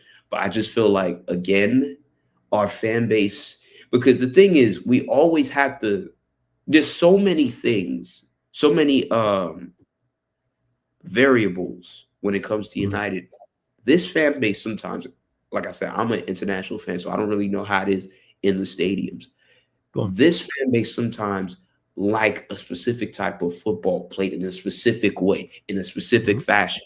So that's why when you ask people about Louis van Gaal, they say, oh my God, Terrible, terrible manager. But in reality, this guy, we was playing the most effective football It under was him. effective football. Yes, So we yes. ran him out. We ran him out. Jose, I didn't rate at all, but Jose at least was effective. Cool. I wanted him out. He eventually got sacked. But this fan base, sometimes they always think they know more than they should. And a lot of them don't really know shit, if we're being real. So that's why I look at Javi. Facts. That's why I look at Javi and I'm like, would the Old Trafford fan base really appeal to him? If he goes through a sticky period at Old Trafford, is he going to be given the full support from the fans? Are the fans going to fully back him?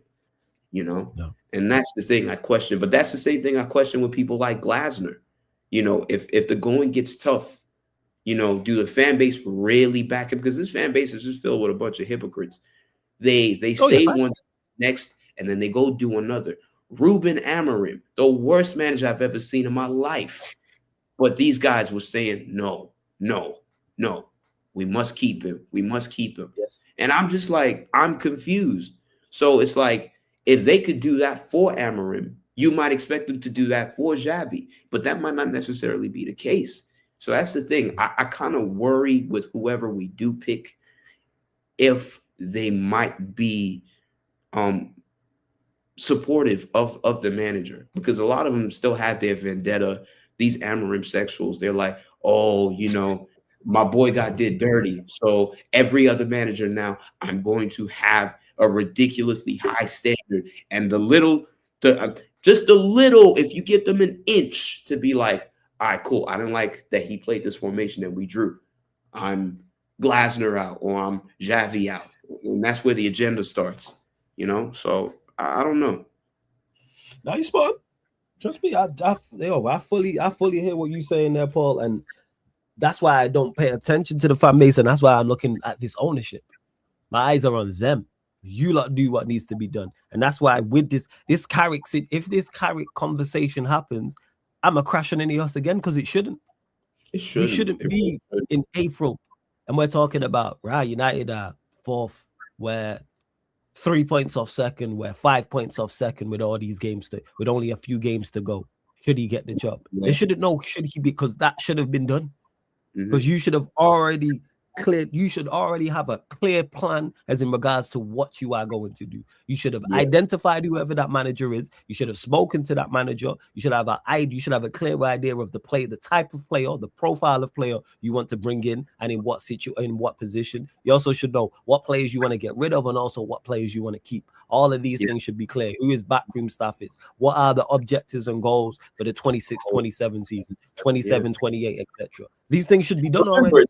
These guys were the same guys that were saying they want to win the Premier League by what? 2028? Morata said that 28. Yeah. So if you had that sort of ambition, you got to start right now. Yeah. This summer is the summer now to make whoever said that comment that at the time might have sounded ridiculous, and it will sound ridiculous right now, to make it happen. You don't do it by keeping Michael Carrick in the job. As much as I, and I rated Carrick. I know there's some people in the fan base. I think it was Nuruddin one time that said that he was not a fan of Carrick. Granted, he's much older than us, so he's probably seen more players that played in the midfield. But I rated, at least from what I've seen of Carrick. Well, no, Carrick's a quality player. He's a quality player. With him and Scholes at their pump at that time, midfield general, nobody at the time was getting past those two in the Premier League. 06, 07, 08, around that period where I actually even started watching United, we were highly rated. Those two players were highly rated across Europe, especially Paul Scholes. Like, absolutely. You have the likes of Xavi and Iniesta talking highly of Paul Scholes. So that's the type of caliber of midfielder that we had, Yes. So for the sentimental side of me, would always rate Carrick and what he's done, even from this little managerial stint as well. But we've been here before. And I just feel like if we do it again, it would just be like that. Honestly, it would just be like the person that just never learns from his mistakes. That for me would just disappoint me if Carrick becomes the manager. Not because I wouldn't be happy for him, because I'm I always want to see our legends do well, especially for us. But it just would show that we've just not learned anything. Yeah. And you know what? It would also show as well that we don't have a plan. And we keep coming back to that. It would show there was a plan, because your interim is your interim. Interim for a reason for you to go and get whoever you're. So you telling me you had no idea who the permanent manager was going to be? Or because Carrick has done well, you're like, all right, let's give him. So how much faith did you have in your permanent manager? If Carrick getting top 4 can sway you from whoever your permanent manager is or potential managers and go, hey, you know what? Forget our permanent manager list when we thought about this and how this would work under this manager. We're going to switch to Carrick. What? Have you even sat down with Carrick in regards to transfers? And honestly, I wouldn't have been opposed to Carrick if he came at the start of the season. You see, this is where Ineos kind of frustrate me. And this Ruben Amorim should have been sacked after that final. I kept saying it. So if you sack Ruben after that final, and then let's say, okay, cool, managers are looking iffy in the summer, cool, let's give Carrick a run out. I wouldn't be opposed to it. If he started the season, I was like, okay, cool. He gets a full season. We'll see how it is. Let's give it a run out. Carrick given a full season from the start, I would have been like, yeah. But now to do it whilst he's coming in the interim position, I'm just very iffy about it. And for me with Ineos, and it's crazy to say this, these guys, honestly, when it comes to recruitment, I can't shit on the recruitment because a lot of the players are great. What? Like who is it? Is it Joshua Xerxes? Euro, Delit, Mazraoui. I mean, these are competent players. The only bust is Ugarte. That's the only one I would give them flack for, and that's been their only midfield signing. Yeah, that's the only miss. Even if you don't rate over side, because even whoever you think in the Premier League and in Europe has the best transfer strategy, they have misses too. Whoever you think is, I think Agate is the only one miss. Even though I'm skeptical about people, I think there's more misses than there's more hits than misses. Hits and misses. Aiden Heaven, Dorgu, Cunha and Buemo, Sesko, and then Lamens, who. They were telling us, okay, cool, Donnarumma. As much as I would have wanted Donnarumma, Lamens has come in now and is just competent. Like, that guy Onana deserves a lifetime in jail. You see, Andre Onana. See, I'm pointing at the screen right now. You see, Andre, wherever you are, man, you deserve life in prison. Because I see some of the goals we conceded last year, and I'm just like, oh my God.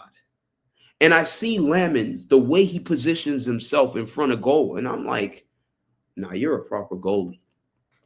And that's just it. We just needed a proper goalie to just rectify a big chunk of our problems. Because we were conceding last year because of goalkeeping errors. We lost a lot of games last year because of Onana's mishaps in front of the fucking goalpost. A lot of games were lost last year because Onana would do some bozo stuff. Have you seen his spell comes from Turkey? They're out there. He's been fucking up in Turkey. Yeah. And people blame Manchester United for that. Notice that when players, what's crazy, Paul, that when players leave here, who yourself and me will say, we're bad, but such and such is a shocking player. Oh no, I saw Manchester United. And they go elsewhere and the terrible notice that. Because if a certain winger in West London was flying, me and you wouldn't hear the end of it. If he was flying and had 10 goals and 5 assists, or 5 goals and 10 assists, we would never hear the end of it. You got Chelsea fans cursing him out, looking, hey, the Chelsea board tried to go and sign Semenyo 5 months later. That tells you all you need to know about him. Same way Hoyland, everyone was like waxing lyrical about, I think it's 3 goals in his last 19 or something like that. Onana's thinking up in Turkey. Okay. Rubbish. Listen, even the Rasmus Hoyland one, they were trying to gas it up. Even Hoyland, he's a piece of shit too as well. Can I just say, you my friend, are a piece of shit. Rasmus Hoyland, you are a piece of shit, because when he put up that, I don't know if you guys caught it, that little dig where he was when he said I said, this little motherfucker, who do you think you are? Who do you think you are? Who, not seriously, who does this guy think he is? Talk about him. Talk about it. I'm like, at the end of the day, Cunha and Buemo, Sesko, I don't care. These guys are upgrade on Garnacho, Hoyland, and Rashford. I don't care what people say. People can even try to rewrite the Rashford agenda. I know he's doing decent at Barcelona, but again, here's the thing. If you were so great, Barcelona wouldn't be trying to do this whole, I think we might keep him, or maybe we might send him back or whatnot. There's always this sort of like uncertainty about Barcelona, half because they're broke, but I get it. But still, there's no like final decision on Rashford if he's going to be there or not. But my thing is, if you were the shit, they would fight tooth and nail to keep you.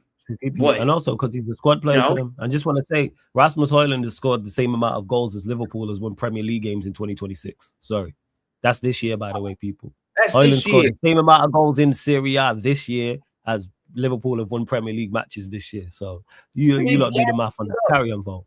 And they're gassing it up like this guy is just phenomenal, and it was United that was holding him back. Yeah. The manager was holding him. The manager's shit, but he's also shit. I know Sesko struggled, so I'm not even going to do the whole what you call it, but we have a functioning attack now. The attack is actually scoring goals. We actually have goals from Cunha, from Mbeumo. To be fair, even Sesko, I think he's only scored like 4 goals in the Premier League. But at least he scored some goals. Xerxes chipped in with a few. Mounts even chipped in with a few. Bruno, Dorgu. So we're getting goals from different places. This is because the attack now is functioning like it should. When we had Garnacho and Hoyland, it wasn't like that. It wasn't like that. And these guys, how many opportunities would they get in front of goal and they'd miss? You know what's crazy about that? Before we carry on, big up Zay for the raid as well. Shout out to everyone locked in from Zay Talks FCB. Shout out to my guys Zay. Run up the like, hit the subscribe button. You know what's crazy? You see that chance that Mbeumo scored against Arsenal. Garnacho and Hoyland missed that. Oh, they definitely didn't get that chance. They missed that. They missed it. They miss a lot. They miss a lot of the goals Mbeumo scored. They would miss it. But this is the thing. Mbeumo's clinical though. Mbeumo's is that's why when we signed Mbeumo, I said, thank God. Because Cunha alone, I know Cunha. Granted, I think Cunha is a better player than Mbeumo, but I don't want to compare our players together because I don't want us to do what Liverpool did with Mane and Salah. But I do think Cunha is the better player. But Mbeumo was the one where I was like, yo, we need him because he's really the killer in front of goal. Cunha sometimes will do everything, but sometimes he would miss certain chances that he's not supposed to miss. But Mbeumo, you see Mbeumo, when you put him on one-on-one, I could back every last dime that I have with me right now that he's going to score. Yeah. That's the reason why I was like, we need to pay whatever Brentford needed because in the long run, we're going to reap the benefits of it. And boy, right now, we are reaping the benefits of what we did in the summer. I'm not surprised. I don't know why people should be surprised that Mbeumo really is now a fan favorite. This is what he was doing. He scores in big games. That's what that is. You don't think he scored Arsenal away, he scored Liverpool away, City at home. That's the way to endeavor yourself. That's the way to score against Spurs. To the fans. He scored against Spurs as well. Yeah. What's remaining now? Remaining now is Chelsea. Hopefully, we played them at Stamford Bridge. Hopefully, he could put it in a minute. So, Mbeumo's the guy. He is the guy. My only thing is I just hope that Sesko can come good soon, because he's really the only attacker that I'm still like, he's still struggling a bit. But again, I guess maybe it's been unfair to him because he scored. Remember, he scored. I think he scored against Burnley, right? Scored the two. Yeah, he scored 2 goals. Yeah, he scored twice against Burnley. And he hasn't started again a game since. So I kind of feel like that's unfair to him, because I feel like maybe he should have been given. And he scored against Brighton. I think he started the Brighton game. I think he started the game after. I think so. I want to double check that. I think he did. I'm not 100% sure. I can't remember off the top of my head. He scored against. He scored against them. Yeah, he scored against them. Let me see. Brighton. So I'm like, with the three goals in those 2 games, I'm like, he probably should have been given a run out. So, especially now, because our attack now, the outlook looks different. I feel like he should be given a run out now, because he scored a couple now. So maybe he's finding his feet now in the league. But also, I guess maybe because we got Xerxes as well that can alternate in that position as well, and a couple of other players too. Maybe the options in attack is just really a lot. So hopefully he gets his chance soon. But yeah, Cunha and Mbeumo are really carrying our attack. So I know most people will say Bruno. Yeah, you Bruno fans, you could get it too, but whatever. Shout out Dunsey as well, man. Make sure you subscribe to Dumfisation TV.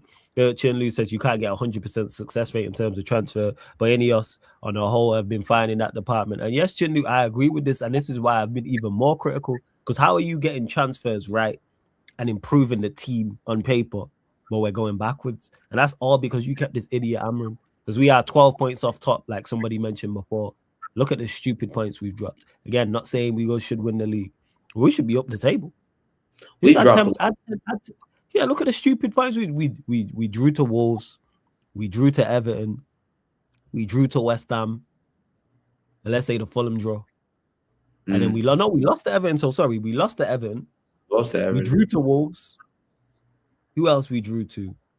Bournemouth. Drew to Fulham, drew to Bournemouth, drew to West Ham. To be on 7, and like what we talking about, all 9-10 points. At 9-10 points. The Bournemouth game was the game we were supposed to at least. I know it was back and forth, but after Cunha scored that 4th goal, that was the game where we should have just said, okay, cool, close up shop, we win the game 4-3. So is that sort of like what you call it, lack of concentration? That Spurs as well. I think we should have won that game because Spurs didn't do anything in that game. I forgot about Spurs and Forest away. Add them in the mix. Look at the points we're talking about here. So, let's just say Spurs, Forest, Bournemouth, Everton, loss, West Ham, 4 draws and a loss. So that's 3 points.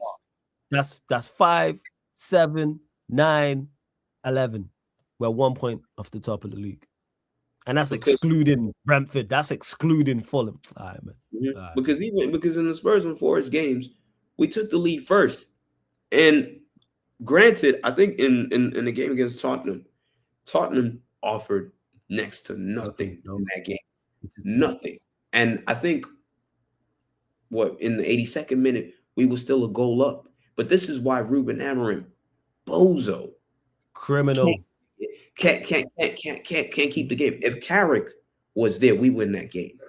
I know for a fact. If Carrick was there, if it was 1-0 up, 82nd minute, we win that game. I know for a fact there are games where I see Carrick now, how he implements his style in the big game. We definitely beat Tottenham. We definitely would have won that game against Tottenham. Bournemouth as well. After the 4th goal, close shop. West Ham away. I mean, West Ham are down. Like, we should not have. I think, we should have won that game. West Ham at home. That's the craziest part. Yeah, West Ham at home. West Ham and Wolves at home. Yep. Burnley, granted, I think Burnley got to beat Burnley away. We should have beaten Burnley. We should have beaten Burnley away. To be fair, we We were close because Shea Lacey hit the bar. It would have been a crazy goal. But again, it shouldn't really be taking a wonder strike from a 17-year-old for us to, win and get 3 points. So, but again, that was under Fletcher, so I wouldn't really put too much flack on him. It's the other games that we were drawing. We were drawing too many games, and I was seeing the way we were going. If we kept Amorim in charge, I was just like, yo, we're probably just going to finish at best sixth, because we would win certain games, we would draw certain games, we keep drawing, we'll keep drawing. And granted, nothing has changed with Amorim's style of football. These guys, these delusional fans would keep telling us, oh, we're better off now because we're not 15th or whatnot. Yes, because what has changed is that we went and we got 2 quality Premier League attackers. We got one from Germany, and we got a goalkeeper. What was our problem last year? We had no attackers, so we couldn't score goals, and we had a goalie that was always costing us in every game. So what happens now? You rectify those positions, and now you wonder why we're not losing as many games as last year. Duh, that's the point. That is the point. You signed bad play. People are like, oh, we scored more goals. Yes, because we have miles better attackers. That's why. We literally went and got how much GNA did Cunha and Bremo have last season? How much GNA? They gotta have probably combined between them 40 GNA if you combine it. Or 35, like 35 goals. Yeah, and that's just goals. That's excluding the assists. So if you add the total of the assists, you're talking 40. So yes, so you've took 2 players from within the league who combined probably had, I'm gonna double check this in a second, 40 GNA between them or in and around that, and added them to your team. And of course, your attack's going to be better than. And who would have thought? We're already at 41 league goals, even though we was under that footballing terrorist. We scored 44 league goals all of last season. We're at 41 now. We've only played 23 league matches. What is it? 23 league matches? Like, what are we talking about? So who knew getting better attackers and getting a competent goalie would actually do the trick? But that's what I'm saying with Amorim. Like these guys at the end of the day think that they know what they're doing and always keep defending the guy and act like he's doing something monumental. He wasn't doing anything monumental. All he just did was the pieces were just put in. The pieces were put in for him, and he was able to get away with it. Like Lamens is a super upgrade on Onana. Yes. Like at 23 as well. Coming from what did he come from? Belgium. Yeah, I know he came from. I think he came from. Was it Bruges or? Yeah, it's Club Bruges. I think it was Club Bruges. Yeah, I think it was Club Bruges. He's like 17 million. 17. It was 17 million. 50, or was it 45 million for Onana? 17 million. Oh, sorry, no, he played at Club Bruges, but we bought him from Antwerp. Royal Antwerp, yeah, exactly. Yeah, Antwerp. Yeah. So like, big up Daryl. Hey, Daryl, show about 10 minutes. We got you lot. We got our get back for you lot. Don't worry, man. We spinning the block. We see you lot at the Hill Dickinson soon. Yeah. We spinning the block. I don't know why Everton really should even hate us, anyways. Your ops are Liverpool. We got the same ops. We should be. Nah, they don't hate us. We got time for it. That's just, that's just Daryl. You know what I'm saying? And we've given you some of our players as well. What? Phil Neville, Louis Saha. We even James Garner. Right now. Like, bro, we give you a lot of. United. It's facts. It's just Daryl being an idiot in the chat talking about 10-man strong. But that's because we miss Sean Dash. That's what it is. Big up Daryl though every single time, man. To everyone in the chat, run up the likes, hit the subscribe button. Hey, Paul, great chatting to you as always. You lot are going to see Paul here on a regular basis, definitely on Tuesdays. If anything big happens over the weekend, you'll also see him on Monday if he's available as well. Shout out your socials. Let them know where they can find you, what you got coming up in regards to DJ and all that good stuff, people. I mean, DJ Paul 703 on my Instagram. You see it there, DJ Paul 703. So you give me a follow on IG. DJing out here in LA, we always have weekly spots. I'm at Club Legos downtown LA. So if you're in Los Angeles, pull up 330 South Broadway Street. So I'm always there every Friday nights from 11 to 1 a.m. Yeah, 11 to 1. So, yeah. Love that, man. Shout out to you, Paul, every single time. It's always good chopping up with you. So big up to everyone that's locked in. Again, DJ Paul 703. Make sure, and if you are in LA, make sure you go pull up as well and follow him on the Insta. Also, people, make sure you run up the likes here as well. Anyone watching this live right now who hasn't, anyone who's watching this back, please subscribe to the channel Sarcasm City TV. As always, big up to everyone supporting. Don't forget as well, this show and all the other shows you see here on the main channel. Every show apart from watch-alongs, fan calling show, and members content are available on all audio platforms. So Spotify, iTunes, SoundCloud, people. If you're on Spotify, type in Sarcasm City TV, follow and 5-star us. Same with iTunes, Apple Podcast, or wherever you listen to podcasts if you want audio only. We're back live on air tonight, people, just past 12:05, so just past midnight UK time. Manchester United, Manchester City show. ManDem United pod, ManDem City pod, so I'm back with Vader as well, so you already know that's going to be fun. We're gonna redirect. I'm going to be on with rants at just literally in a couple of moments. What's got coming up? 9 p.m. You'll see me on Hassam's channel, A-Listers, so that's going to be good. So interesting to see what everyone's got to say now, because I got bullets for everyone on that show. Everyone who said, "Oh, you can't beat Arsenal." He was in tears because we won. It was. Everyone who's had so much to say, everyone who called me negative about Hassam the joke man about keeping Amr and Vader, who was talking about giving him time, and then 10:30 p.m. I'm on with Northside as well, people on his channel. So busy there. You lot don't see me here, there, and everywhere. Actually, before you go, though, Paul, scoreline prediction for the Fulham game. Fulham, let's go 2-1. 2-1.